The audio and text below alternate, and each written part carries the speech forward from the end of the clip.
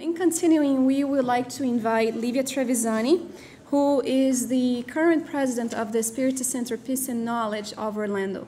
She is also a great contributor to our Spiritist movement in Portuguese and English as well.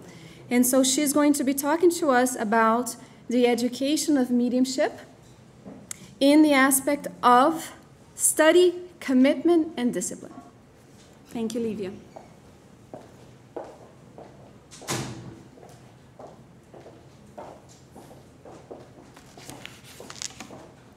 Hello, everybody.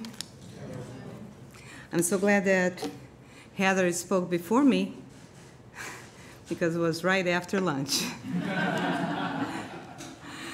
So, let me see if I get familiar with it's regular, right? We're going to be speaking about such an important topic because this has to do with the practice of mediumship. What we have been doing so far is basically studying. And that's what we always have to do. If you have been studying mediumship for 3 years, 10 years, 15 years, just know something. You know very little. The true medium gotta keep it in mind that there is never enough to know about mediumship. And this is because our practice, when we put together all the information, the medium's book, into practice, lots of things change in our lives. So our goal, our main goal, is to become a good medium. Do not expect to be a perfect medium, because even the mentors say, forget it, there is no imperfect beings on earth, so of course there will be no perfect mediums. So our goal is, with humility, to seek to be a very good medium. And we achieve that through study, commitment, and discipline. I love this saying from Thomas Edison because it has everything to do with the topic of our friends who put the seminar together. Because just listen to what he says here. The 3 great essentials of achieving anything worthwhile are, first, hard work, which has to do with what? Study. Second, is stick to itiveness, so we stick to it, which has to do with what? Commitment. And discipline, which has a lot to do with common sense. So hard work, stick to it, common sense, has everything to do with the practice of mediumship. Now, just visualize yourself as being this tree here. What part of the tree that we intend to be? The one that gives away wonderful fruit, shade, in form of consolation, of peace, and knowledge to others?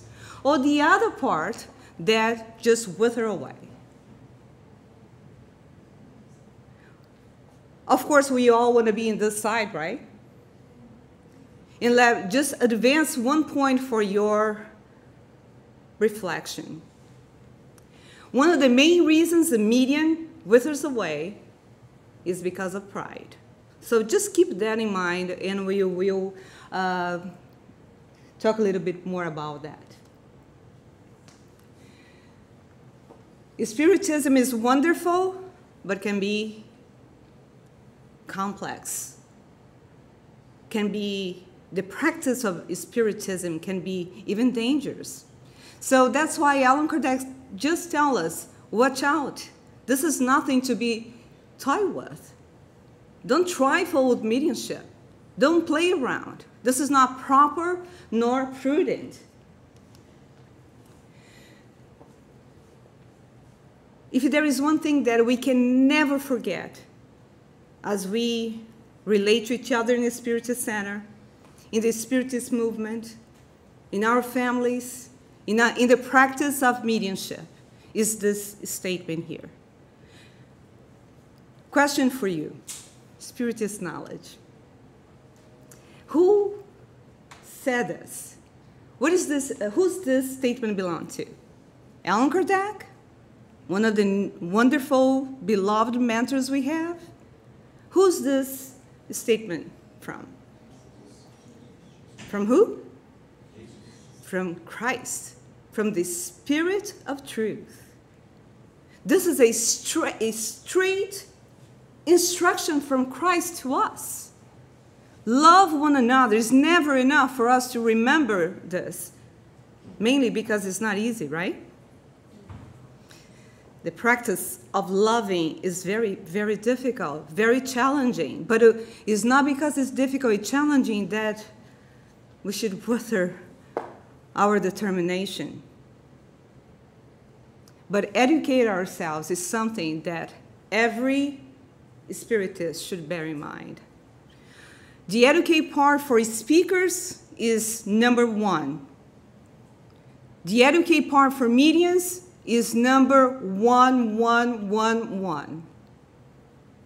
Because as a speaker, if you make a mistake, hopefully somebody more knowledgeable after you come and will rectify in a nice way. Your readings, your study will rectify that information. But the practice of mediumship can affect a lot of people, can affect the balance of the meeting itself, the balance of the Spiritist center, and the balance of the medium. So if you do not educate yourself, you do not study, you will incur in many problems in the practice of mediumship and in its dangers as well. The information that Heather just gave to us, we should be listening all over again, because it's never enough to talk about the identity of spirits. It's so easy for us to be carried away. It's so easy for the mediums to think, oh, the spirit communicate and this is it. Nobody put the communication into the common sense of analysis based on Spiritist knowledge. So it's not because came from the spirit world, it's not because came to a very mature and experienced medium in your center that you gotta believe what has been said. Every communication needs to be analyzed. If the medium is an unconscious medium, does not remember what has been said, that's why we have somebody at the center, or better saying, somebody at the meeting analyzing, observing, and helping the quality of the meeting. In regards to the quality of the meeting, in regards to what has been said by the Spirit, if by any chance you as a medium receive an information that is questioned by the director of that meeting, by the responsible person of that meeting, are you going to feel offended? Yes or no? Are you going to be tending to be offended? Yes or no? I see there is no answer because we are afraid to say, oh no, I'm not going to be offended. You will tend to be offended. But remember, the message is not yours. There's nothing to be offended. And in regards to animism, that mediums are so afraid of, mainly in the beginning of our practice, let's be humble.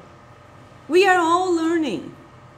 And like Divaldo Franco always reminds us, there will always be animism, to a greater or to a lesser degree, because the Spirit is talking through who? Hello? Through a medium. Of course, will be some level of interference. Of course, if you're more and more mature, or better saying, more and more experienced, of course, will be lesser and lesser of your own influence and the message, but it will always be one. So if we are questioned about the quality of our message, let's remember, let's be humble. Let's remember that the message is not ours. And from time to time, as Kardec does so well says in the Medium's book, from time to time, even the best medium, even the most experienced medium will be tested. Which means that this medium will receive eventually a message that seems to come from a more enlightened spirit, and it's not a genuine message from an enlightened spirit. So no medium will ever put the guards down. No participants in a meeting will put the guards down. We're always going to be attentive, not be scrutinizing the medium, always say, oh, let me see if he said something right. Let me see if she said something correct. Oh, maybe it's a misleading spirit. Not to be fanatical and like neurotic about it. But we always got to be attentive and vigilant. And that's why we got to keep educating ourselves so we lessen the chance of being deceived. True spiritist. Who wants to be a true spiritist? I'm not sure if everybody here is a spiritist. And this is good to be like that, because mediumship has nothing to do necessarily with Spiritism. Spiritism did not invent mediumship. Mediumship is there for as long as humankind is on earth. But Spiritism is the only science, is the only philosophical science who studies to the point to explain the spirit manifestation. So, if you really want to understand mediumship, you will eventually study Spiritism. And because it's so wonderful, because really, really change your whole perspective, you might become a spiritist. But you might have the whole knowledge in this world. The true spiritist is marked by two characteristics, which has everything to do with the heart, not with the mind. Interesting, isn't it? The true spiritist is the person who has been changed morally. They say, oh my goodness, I really want to change and I really want to be better, but I'm not there. So I'm not up to the test to be a medium. I'm not this person who has just completely transformed. I'm not enlightened as I wish I like to be. So, you know what? I know I'm a medium. I really, really would like to work in mediumship, but I'm not good enough. I'm not perfect. And so many mediums, because of that, step back of the task. That's why, most likely, Kardec had in mind to remind us that, yes, we are recognized by the moral transformation, but also by what? By the effort. By the effort we put into becoming a better person. So nobody's perfect. And nothing, never, nothing in terms of perfection is going to characterize us as a good medium, because we are far from that. But our intention and determination needs to be perfect. Our effort needs to be excellent. Andy Lewis says that if we are to wait to be perfect, to start working, we better sit down and don't work ever. Don't ever work. And why is that? Because it's exactly the service because the work itself that perfects us. So don't be afraid that you're not perfect. Your part and mine is to become a better person. Do never be afraid or insecure when in this obsession meeting, the spirits come to us and say, you know what? I have been following you for a week or so, and I know that you're nothing even close to your portray here. And you get all upset, humiliated in front of the group. Just agree with them. If you are criticized by your peers in the incarnate world or in the spirit world, agree with them. Because it is true. We like to be excellent, but we are far from it. The difference is the sincerity in our hearts to become a better person. So don't ever, never let this kind of inspiration, this kind of talk, take you away from the path of mediumship. Because we will be criticized from people in this world and from the other. So everybody's strong and determined, yes or no? Yes. Is it a spiritual gift? Well, I just said it's okay to hear this kind of yes because it's 2 o'clock, just an hour after lunch. So I give you, the leeway. Is mediumship a spiritual gift? Yes, it is. A beautiful one. It's a wonderful gift. But as all gifts, we are going to be accounted for what we do with it.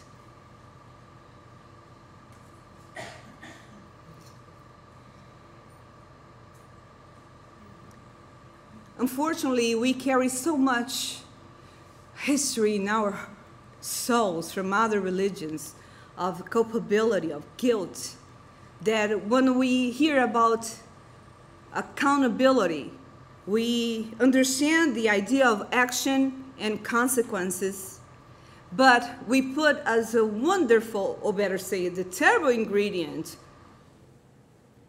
of guilt in the middle of it. Yes, it's a spiritual gift. And yes, we have planned for it in the spirit world, in a way of receiving it. It's very common in spirit centers. I'm almost sure you all, mainly the directors of the centers and the coordinators, heard about this thing. Take this thing away from me. A person comes to the center and say, you know what?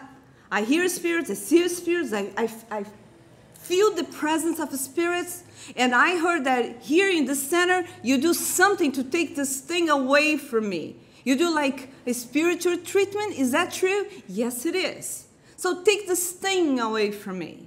Can you do that? Can you take the mediumship away from the person? Yes or no? No. No, because we all have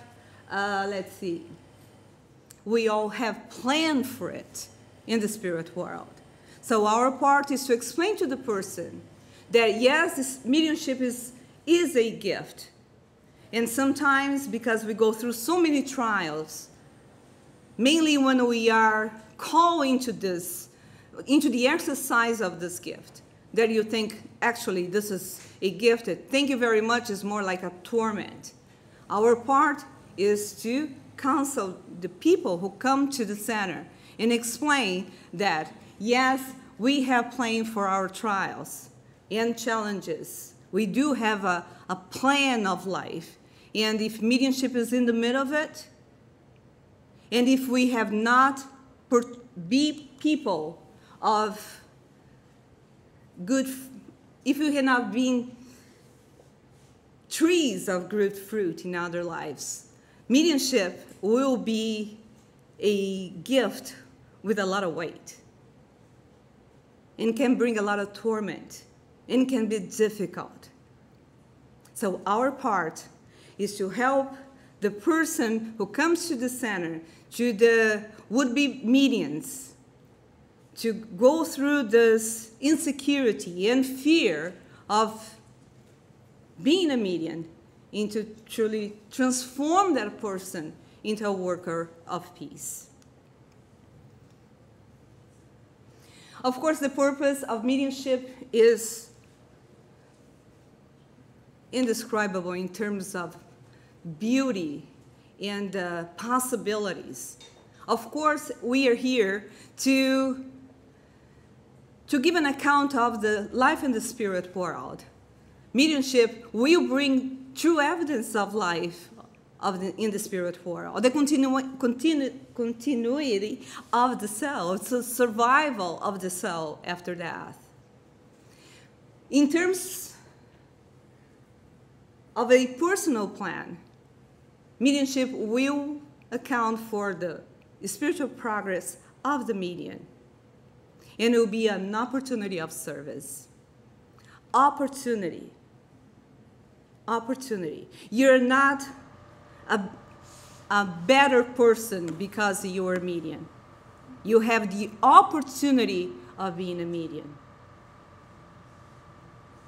Don't use your spiritual gift to manipulate people. What do the enlightened spirits have in common? Do they come to us and start telling us how wonderful they are? How they know about our future? Do they do that?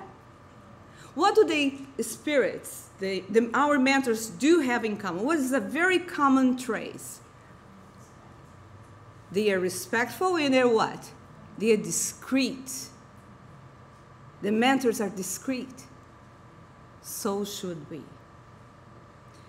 It's very common the person uses the gift he or she has.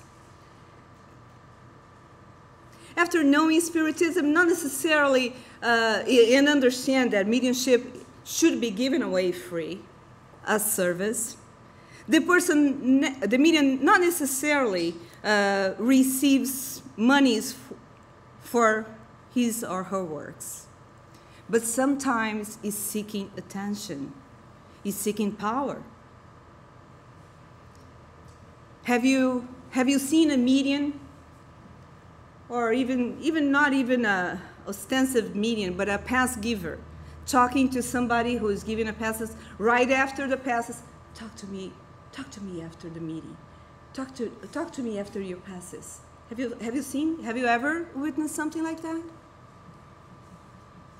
You're talking to, the person comes to you asking for some kind of advice, or just want to relax or open his or her heart to you, and then you start doing this.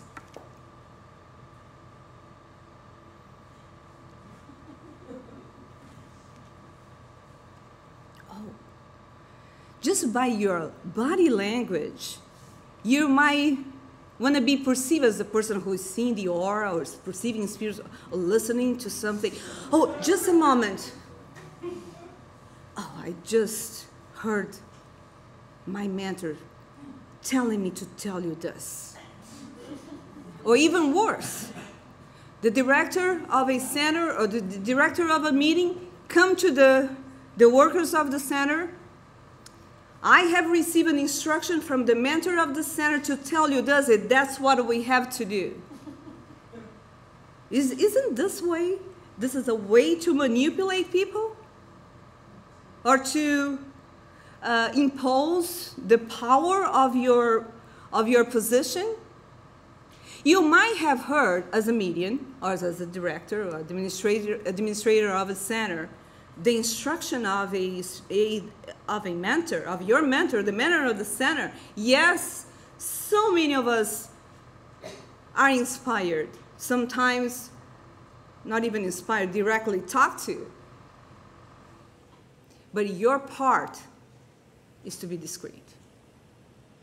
You use that information, you portray to the person, you portray to the group in a nice way, as not saying that you're being told to, because that gives you mystic powers.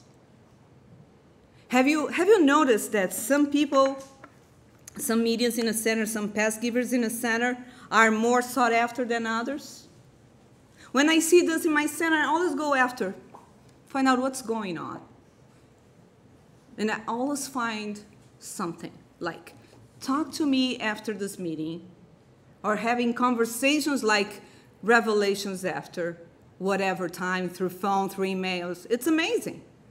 The nerve people have to use their spiritual powers, their mediumship, to manipulate people's attention and sometimes people's lives. So watch out what you do with your spiritual gift. It's service, and it's an opportunity. It's not a mission. Listen, mission is for the enlightened spirits, not for you, not for me. So that's why we need to study. Study and study a lot. Kardec does remind us that careful and constant study is indispensable.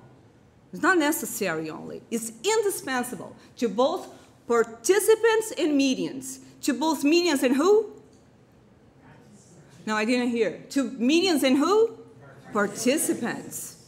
So the study of mediumship is indispensable for whoever works in a spiritist meeting.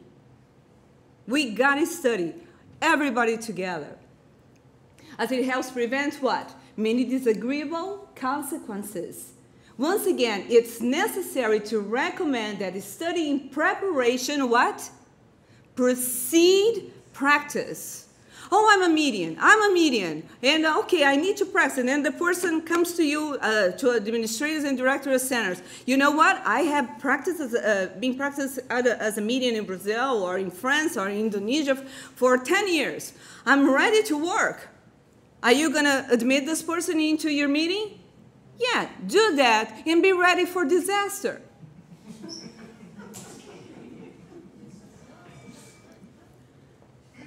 If you already have somebody who has been an experienced medium, you have this person to get in touch with the study groups in your center, to understand the philosophy of your center, of the work you do together as a group, and slowly find really out if the person knows mediumship.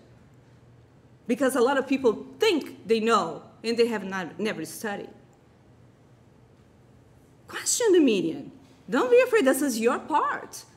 Friendly, question the person. And let them know, have procedures before you admit a new medium to your center. Have procedures stated. You're gonna be questioning this, we're gonna analyze this, we're gonna study that.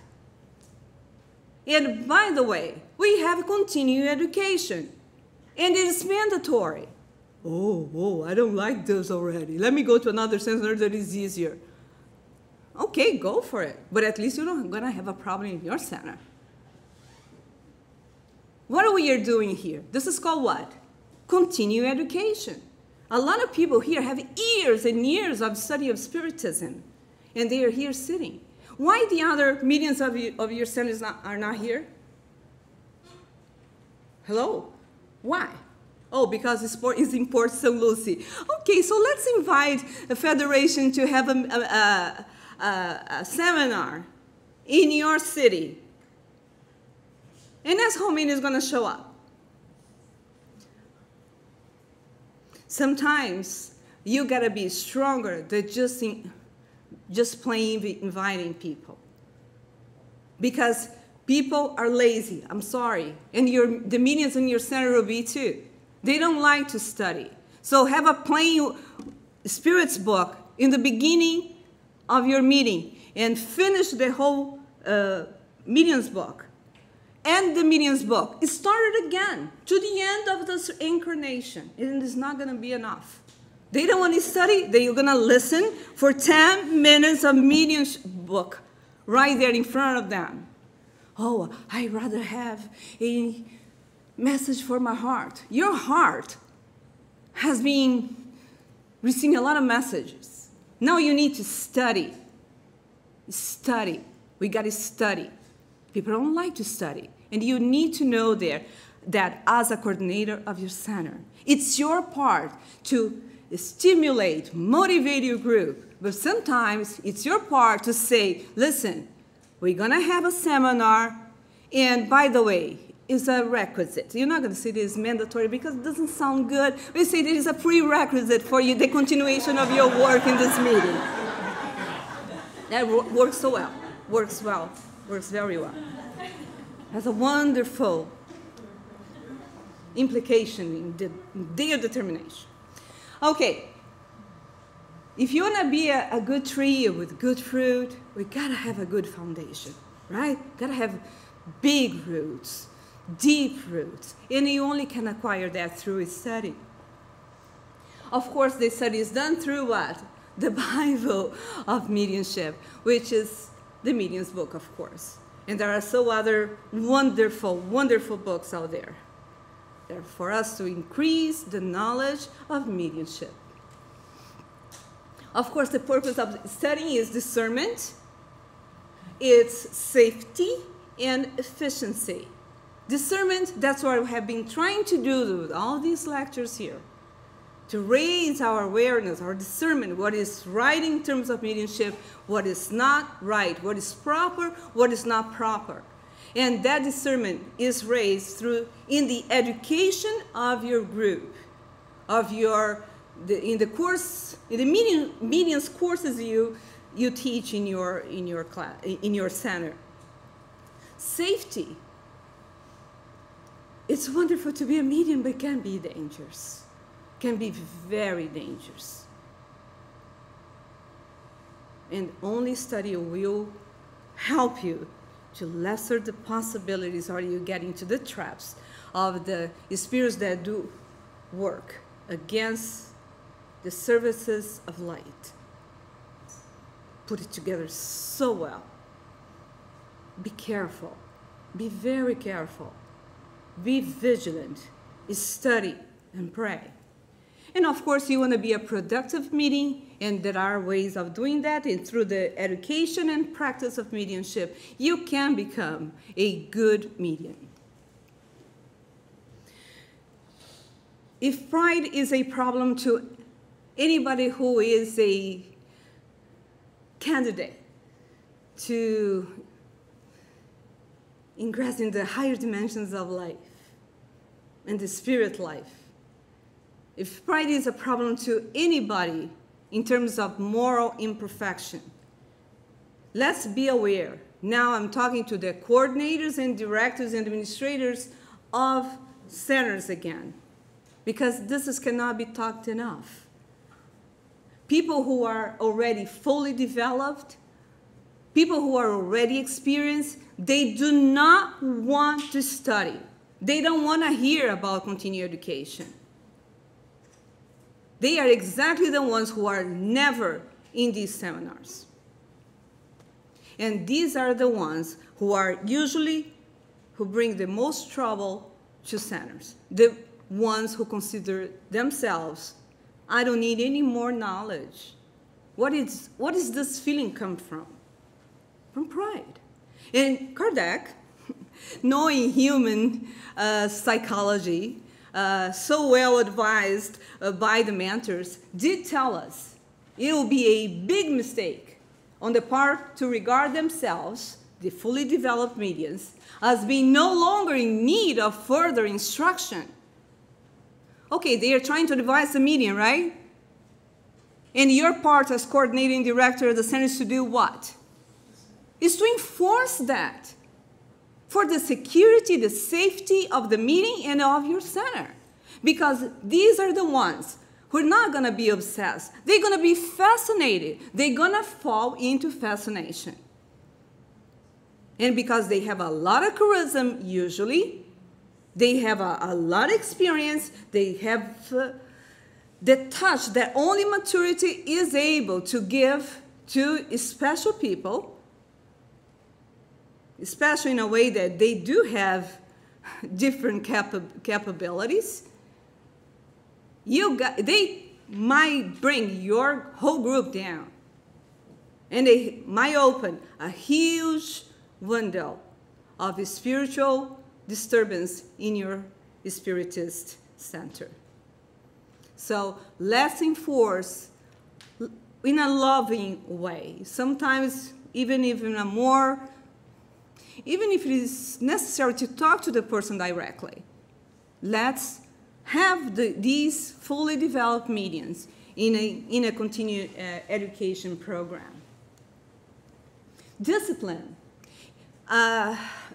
Emmanuel, mentor of Chico Xavier, for those who are not familiar with Spiritism yet, compares mediumship to a waterfall.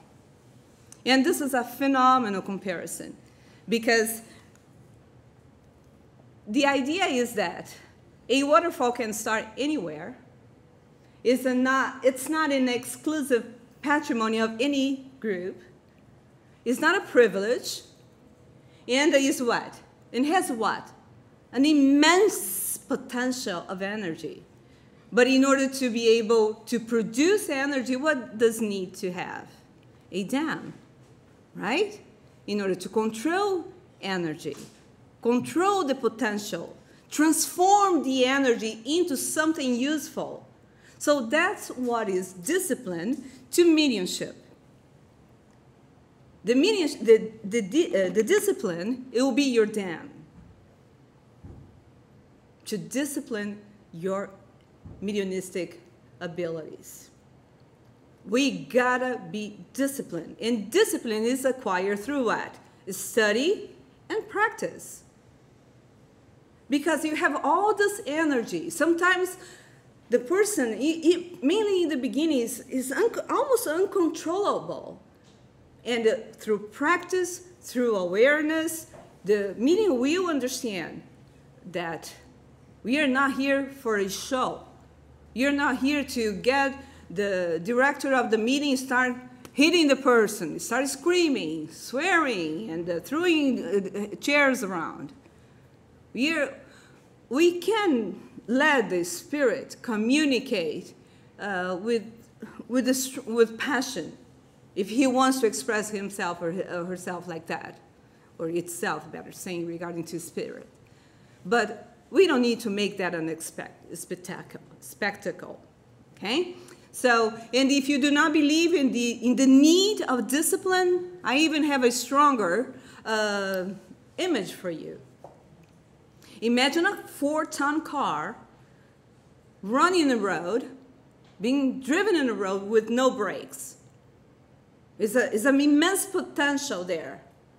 But imagine if it has no brakes. So that's a phenomenal comparison to mediumship. How many more time? 5. I already been out of time. Okay. What's new? Okay. All right. So what are we gonna do? We're gonna go through and close as much as we can. How to discipline mediumship through education and practice. And education and practice is acquired through knowledge, through the education of mediumship itself, in courses and seminars and all that. The idea is to prevent all the dangers of mediumship. The practice is a whole 9 yards of exercises through the development of mediumship. The key for mediumship, of course, is calmness and concentration of thought through the development exercises. And the whole idea is to practice in a Spiritist center. Do not practice mediumship at home, ever, for all the dangers you can incur, for the lack of a spiritual protection, of the stabilization of a spiritual atmosphere, and so many other reasons that, of course, we do not have time to mention. So the whole idea is for you to practice mediumship in a Spiritist center. I'm going to leave you with some notes from the Medium's book, where Kardec specifically say, get your dates and time for the practice of mediumship. Mediumship is not, the mentors or the spirits are not your babysitters there following you, okay, let's practice mediumship now. They have else to do. Moral imperfection is probably the highest danger in mediumship. Any moral imperfection, because it opens doors to spiritual disturbance, it's bad, ill-meaning spiritual influence. But the biggest window, the biggest door in your spiritual home is pride. Pride is the preferable imperfection ill-meaning spirits will seek for in terms of moral frailty in a medium. There are unmistakable signs of pride, and mainly for coordinators and directors of the center, I will invite you to go over this information in chapter 20, item 228. So please make sure that you yourself, as a coordinator of the center or of the Spiritist or the mediumistic meeting, understand are the signs of a prideful medium. Discipline, of course, is never easy for anybody, but is a blessing. And with determination, we will be able to achieve the status of a good medium. Of course, commitment is the last thing, and that's what I'm going to leave you with. What is faith without works? It's dead in itself, right? So let's make sure that we stick to it. Let's stick to the commitment. Let's not just be geared by enthusiasm and motivation that lasts just a few months. There will be many trials through your career as a medium. Many trials, many challenges. Just stick to it. Persevere. Go to the end. This is your plan before you reincarnate. And to finalize, I will remind you of this, of the Book of Messengers, the second book in the spiritual collection of Andy Lewis. There are 4 or 5 chapters talking about the failures of a medium. Study. See if you see yourself with the possibility of committing the same mistakes. Whatever happens, just stick to it. Do not give up. It's a wonderful opportunity of service, of loving and help of others. Mediumship is definitely a blessing.